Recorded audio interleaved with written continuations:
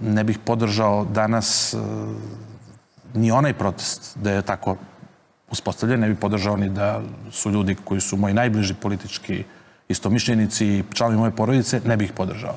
Zato što ovaj protest, odnosno ova blokada, ja sam je pratio od prvog dana, je duboko nedemokratski. Dakle, mi smo pokušavali da budemo neka vrsta festivala demokratije. Evo, pomenuo je Nemanja Đorđević, ne možemo da razgovaramo na ulici o demokratiji, ali on je dobio mogućnost da govori na platovu. Ovde sad ne puštaju ljude na plenum koji imaju indeks. Ovde danas sa plenuma izbacuju moje studente, zato što govore drugačije od njih, sa plenuma. Ne funkcionišu parlamentarna pravila za koje se mi borimo od 30. godina 19. veka. Ja sam ovde kao deo akademskog naroda. Nije moje, niti mojih kolega, da mi organizujemo studente. Nije ni nas niko organizovao. Nije moje ni da zaustavljam studente.